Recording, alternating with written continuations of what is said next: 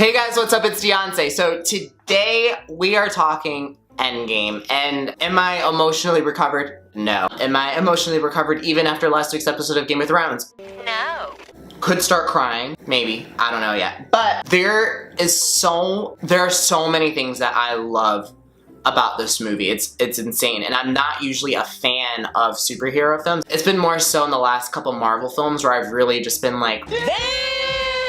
I have to be in a superhero movie. Like I just spoke it into existence. Purely existence. Endgame specifically, only thing that I have to critique about it is that it didn't have to be 3 hours and 14 minutes or whatever, but I liked it due to the fact that I had just binged watched a lot of Marvel films prior to, and I think with the 3 hours and 14 minutes, it gave everyone their total round out as a character ending on such a big phase of Marvel history, you know? I think it was great. I thought it was beautiful. And now let's talk about the things that I love. The biggest thing that I noticed going from Infinity War into Endgame, I'm more so evaluating this from an acting perspective and looking at the story as a whole. One of my favorite things about it was that the moment-to-moment acting is phenomenal. Each character has such a specific goal and what they need to do to overcome it. Even the chemistry between the characters is just amazing. For example, between Peter and Tony Stark, their like father-son relationship is so endearing and beautiful. Like, hold on. What really made me cry was when Peter died in Infinity War and wiped away because of Thanos' snap, and that's when I completely lost it. And that, in my opinion, made Tony Stark the catalyst going into Endgame, and that's how I knew he was kind of going to save the day, in a sense. Also, with Tony Stark, he started it all. He was the first Marvel film, I believe, and now he's ending it all. And just the moments, like, finally where Peter Parker came back, it was so beautiful. And I didn't know Tom Holland was such a phenomenal actor. I had not seen Spider-Man, unfortunately. Infinity War was the first film I finally got to see him, like, you know, work. And he's so good. He's 1 year older than me, and he's really doing the damn thing. He really embraces that coming of age, Peter Parker, you know, ambitious, impulse-driven character, and he's great. He's beautiful. I literally have fallen in love. Like, phenomenal actor to check on that list. Okay, let's talk about Chris Hemsworth's fat suit. Okay, that was when he's introduced in the beginning of Endgame and he turns around and you see his fat ass belly. That, honestly, it was like me and like two other people like cackling so loud in the theater. I thought it was hilarious. It looked like he had so much fun, and they literally played it up perfectly. The camera angles, Chris like interacting, like it was so funny. I can literally tell he had so much fun on this film. And even with all the other characters, you can tell, like, it's literally, you know, it's been a decade now of Avengers and stuff, and everyone has just such a strong family connection with each other, and it's so beautiful to see and witness, you know, on screen. And even, you know, Chris Pratt releasing that video of all of them behind the scenes, but it looks so cool, and I wish I was there. Ugh.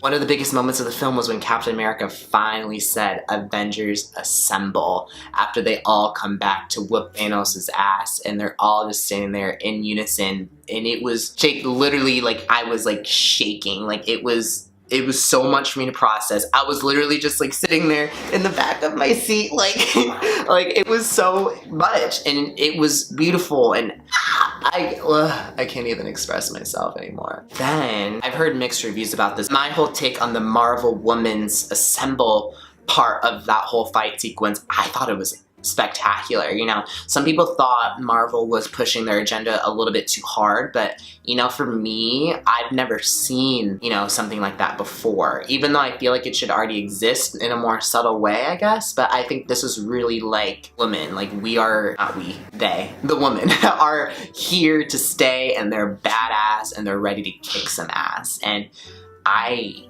thought it was amazing the way that they lined it all up. And like, even with my experiences, I just got off of a set of a web series, and 98% of the people on crew were all women, you know, and that's something that has to change in the industry, is that there has to be more women, there has to be more diversity on screen and off screen to truly reflect life. It can't just be old white men. You know, this isn't commedia dell'arte where men play all of the roles now, you know? We have to really reflect what is out there in our world. you know? Make people feel good. Make people feel like they belong and feel accepted. Then this is what like shattered my heart was Black Widow sacrificing herself for the Soul Stone, and that was crazy. The battle between her and Hawkeye, debating like who is going to, you know, throw themselves over the ledge to get the Soul Sword, and she felt like she was doing this for her family, which was the Marvel characters, rather because she doesn't have a family. I cried. It was so,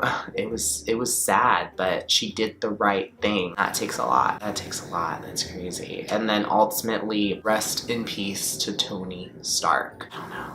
It's truly inspirational, and I think it was so great for Robert to play a character like that that really comes to terms with, you know, the first couple Iron Man movies of coming to terms with him being Iron Man, and then he's always stubborn and stuck in his own ways, but him being a part of the Avengers and, you know, team and unity, and for him to sacrifice to save the entire world was insane. And I didn't see that coming. I don't read the comics, you know, I'm just a watcher of the movies, just like a normal person. And shit.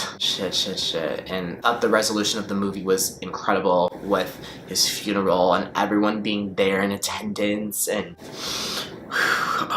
emotions, like, I don't want to go through this again.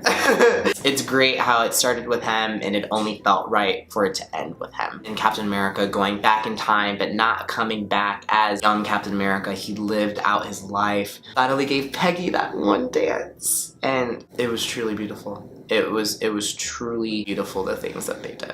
Yeah, that's everything that I absolutely adored about Avengers. Please comment below, tweet me, let's talk about the Avengers and how much we're gonna cry and be depressed. So, yeah, if you like this video, make sure you give it a giant thumbs up. And the positive reminder of this video is just to spend your time doing things that you love. You know, if you don't do things that you love in your current life, you're not going to be able to do them again. So just do it. Just do the damn thing. And yeah, so I will see you guys next Friday. Stay awesome and stay happy. Peace out. Okay. Time for hugs again.